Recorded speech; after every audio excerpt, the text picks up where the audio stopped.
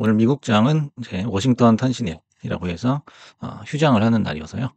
오늘은 주식 공부 관련 콘텐츠를 하나 올려보겠습니다. 그래서 제목은 주식 매매에 관한 편견과 진실입니다.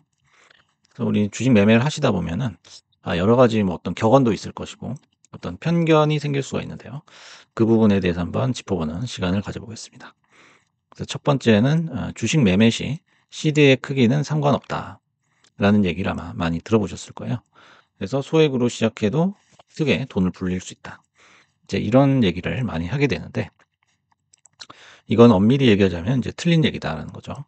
그래서 똑같은 100만 원을 번다면은 어 100만 원을 가지고 있을 때는 100%의 수익률이 필요하고요. 그다음에 1억을 가지고 있을 때는 단 1%가 필요하죠. 하지만 반대로 손실이 나도 마찬가지죠. 시대의 크기가 상관없다는 얘기는 진짜 돈이 적어도 상관이 없다. 돈이 적어도 큰 돈을 벌 수 있다. 이런 얘기가 아니라 시드의 크기보다 중요한 요소가 많다는 얘기겠죠. 예를 들면 어떤 리스크 관리 같은 거죠. 그래서 시드가 작을수록 우리는 막 던지는 식의 매매를 하기 쉽다라는 거죠. 시드가 작으면은 종목 선택에 제한이 생겨요. 그리고 몰빵하는 경향도 높아집니다. 그리고 이제 작은 수익에 만족하지 못할 경우에는 쉽게 지치게 되죠. 하지만 이제 시드가 크면 비로소 자산 관리의 영역으로 접근을 하게 돼요. 그래서 주식을 내가 베팅을 하는 식의 어떤 도박, 또 요행을 바라는 그런 게 아니고 뭔가를 깊이 공부를 하고 깊이 생각을 하고 매매 계획도 세우고 자산 관리도 하게 되는 거죠.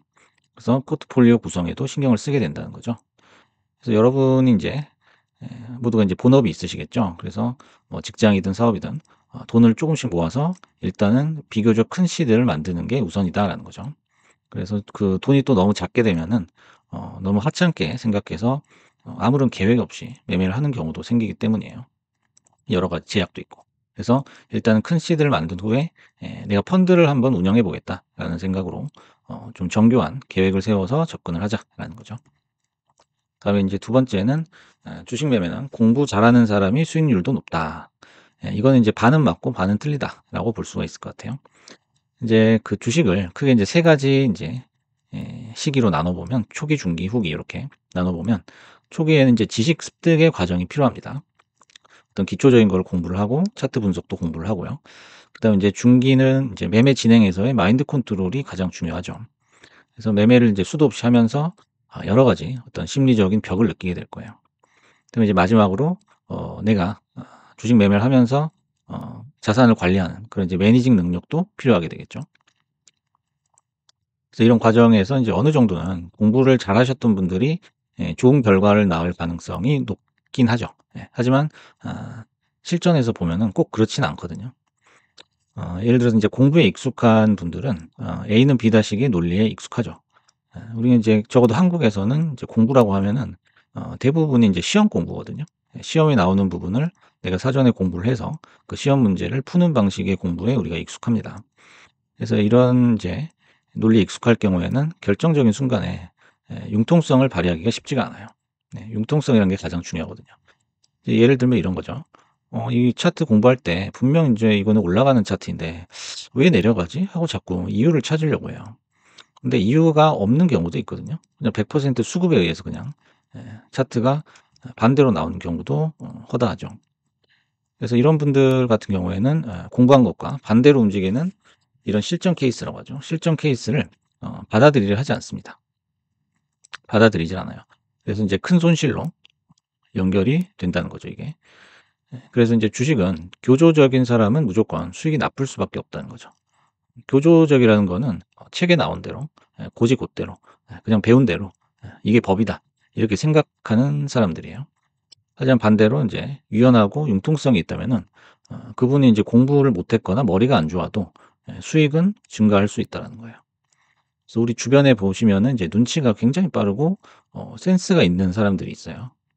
그리고 인제 상대 의중을 굉장히 빠르게 잘 간파하는 그런 사람들이 있는데 그런 분들은 인제 주식에 대해서 기본적인 것만 공부를 해도 아마 큰 수익이 날 수 있는 가능성이 높다. 저는 이렇게 생각합니다. 그다음에 세 번째로 "호가창의 시그널은 무조건 믿어도 된다." 이것도 인제 반은 맞고 반은 틀린데 케이스별로 그게 다르다는 거죠. 일단 매수 물량보다 매도 물량이 많이 걸려 있으면은 주가가 올라갈 확률이 높다. 이거는 맞는 얘기죠. 이건 거의 다 맞는 얘기예요. 그래서 주식이라는 거는 인제 다른 게 없죠. 컨센서스가 가장 중요한 거예요. 그래서 이 시장 참여자들이 '주가가 올라간다.'라고 생각을 하기 때문에 매도에다가 물량을 이렇게 걸어 놓는 거죠. 반대로 이게 '떨어질 것 같다.'라고 생각을 한다면은 매수 쪽에다 걸어 놓고 떨어진 것을 받아먹게 되는 거겠죠. 그다음에 인제 '큰 물량이 들어오면 상승한다.' 요거는 인제 반반인 것 같아요. 그래서 큰 물량이 보통 인제 호가창 그 왼쪽 아래쪽에 많이 나오죠. 그래서 계속 이렇게 물량이 체결이 되는 그 숫자가 올라갈 거예요. 근데 큰 물량이 갑자기 막 100씩 올라가다가 막 1000, 2000, 5000 이렇게 찍힐 때가 있죠. 그러면 보통은 인제 주가가 상승을 하게 되는데 안 그런 경우도 생기죠. 네. 그 물량이 그대로 빠지는 그런 경우도 있어서 요거는 세모다라는 거죠. 다음에 인제 주식은 세력이 움직인다. 요거 인제 이 말이 맞고 틀리고를 떠나서 용어가 쪼끔 잘못되지 않았나 하는 생각이 들어요. 그래서 큰 돈덩어리가 들어오면 아무래도 인제 수급에 영향을 미치기 때문에 주가가 움직이게 돼 있죠. 그래서 큰 돈덩어리를 지칭할 만한 용어를 찾지 못해서 그냥 세력이라고 칭하는 거다라는 거죠. 그러니까 인제 우리가 세력하면은 뭐 작전 세력 아니면은 뭔가 의도적으로 주가를 올린다든지 그렇게 생각하는 경우가 많은데 그런 경우는 생각보다 많지 않다라고 생각하거든요. 그래서 예를 들어서 개미들이 인제 쪼끔씩 다 물량을 갖고 있는데 전부 다 한 방향으로 움직여요. 그러면 그거는 하나의 큰 돈 덩어리가 되는 거죠, 방향이 같기 때문에. 그러면 그것 또한 우리가 세력이라고 부를 수가 있다라는 거죠. 그다음 네 번째로 인제 긴 짝대기 매도 물량이 빠지면은 상승한다. 요건 맞는 얘기죠. 그 매도 그쪽에 긴 물량 그래프로 이렇게 길게 막대기 같은 게 걸려 있어요. 그러면은 이제 요게 빠지게 되면은 결국에는 빠른 속도로 올라가게 되는데요. 주가의 움직임이라는 건 그렇죠. 우리가 매수에 걸어 놓기만 하거나 매도에 걸어 놓기만 하면 주가는 아예 움직이질 않을 거예요. 누군가가 위아래로 긁어야지만 올라가기 때문이죠. 근데 그 긁는 그 속도가 똑같은데 물량이 빠져버렸다면은 속도는 올라갈 수가 있다는 거죠. 그리고 인제 마지막으로 "계속 긁어도 주가가 안 오르면 나가리다."라는 거예요. 음. 텄다 이거죠. 그래서 어 계속 인제 물량을 사 주는 거예요. 호가를 긁어서 사 주는데도 어 주가가 안 올라가고 계속 인제 거래량만 쌓이는 거죠. 그러면은 누군가 그 짝대기 물량에다가 계속적으로 매도 물량을 태운다라는 거죠. 그럼 거의 꼭지가 확실하다는 거죠. 그래서 요런 거를 인제 느낌이나 센스 그다음에 분위기 파악으로 알 수 있어야 된다라는 거죠. 다음 네 번째로 보조 지표를 보면 실력이 는다. 요건 아닌 것 같습니다. 그래서 인제 보조 지표가 여러 개가 있는데 그중에 인제 가장 정확성이 높았던 게 RSI라고 합니다. 근데 인제 정확성이 77% 다라는 조사 결과가 있어요. 근데 인제 보조 지표라는 거는 캔들 차트를 보고 만들어지는 후행 지표라고 볼 수가 있죠. 그래서 이 77 이라는 수치는 캔들 차트를 100 이라고 봤을 때 77을 의미하는 거죠. 그렇다면 우리가 굳이 100 이라는 걸 놔두고 77을 선택할 필요는 없다라는 거죠. 그래서 우리가 차트를 보는 이유는 뭐 보조 지표든 캔들 차트든 마찬가지입니다. 예측을 하려고 하는 게 아니죠. 만약 이걸 예측을 할 수 있다면 주식 시장이라는 게임 자체가 성립을 하지 않겠죠. 그래서 우리는 차트를 통해서 근사치를 추정하는 정도에 그치는 거죠. 그 나머지 부분은 다 대응으로 채워야 된다는 겁니다. 그래서 여러분이 어떤 보조 지표, 어떤 산술적인 수치에 매몰돼서는 안 된다라는 거죠. 그게 우리의 어떤 판단이나 행동을 결정할 수는 없다라는 거예요. 그래서 중요한 거는 캔들 차트 하나다. 이렇게 생각하시면 될 것 같습니다. 그래서 캔들 차트를 보고 어느 정도 보조 지표가 머릿속에 그려져야 된다라는 거죠. 그래서 인제 과매수라든지 과매도 구간 그다음에 진입 구간 같은 게 딱 보면은 눈에 들어올 정도로 익숙해져야 한다라는 거죠. 그래서 매일 보는 차트 지겹지만은 계속적으로 분석을 해 줘야 된다라는 거죠. 그다음에 단타보다 장투가 수익이 높다. 네, 요거는 인제 반은 맞고 반은 틀리죠. 그래서 인제 보통은 시간이 길수록 수익률이 높은 거는 사실이에요. 하지만 인제 수익금을 결정하는 거는 시드도 있겠고 그다음에 투자 성향도 있고요. 그다음에 투자 타이밍, 그다음에 익절 손절 스타일, 그다음에 매수 플랜, 그다음에 자기의 마인드 요런 인제 다양한 조건들이 결합이 돼서 그 결과물이 나오는 게 수익금이기 때문에 단순하게 그냥 장투를 하면은 수익금이 훨씬 높은데 왜 단타를 치냐 요렇게 얘기하는 거는 틀린 말이 되겠죠. 하지만 인제 단타가 몸에 맞다면은 단타 위주의 철저한 연구가 필요하겠고요. 장투가 몸에 맞다면 어떤 연구나 어떤 전략보다는 본업을 통해서 씨드를 키우는 데 집중해야 된다라는 거예요. 이게 굉장히 중요한 얘기죠.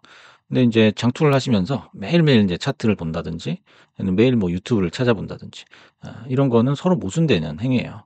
장투라는 거는 이런 모든 조건들 중에서 시간에 가장 많은 비중을 두는 거거든요.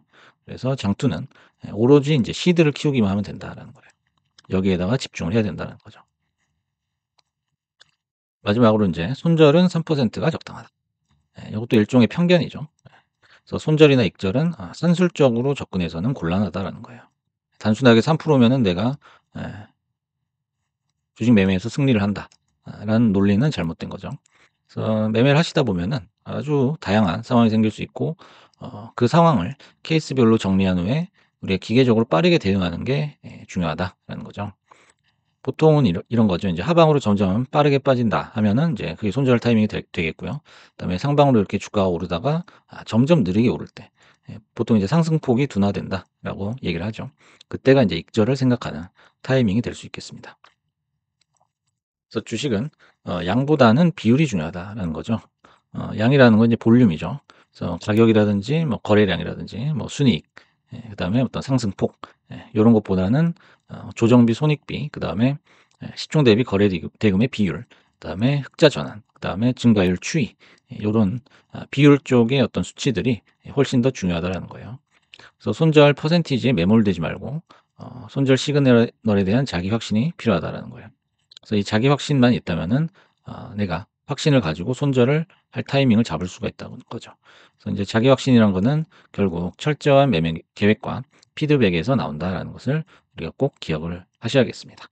그래서 오늘은 주식 매매에 관한 편견과 진실에 대해서 한번 제 생각을 들려드렸습니다. 감사합니다.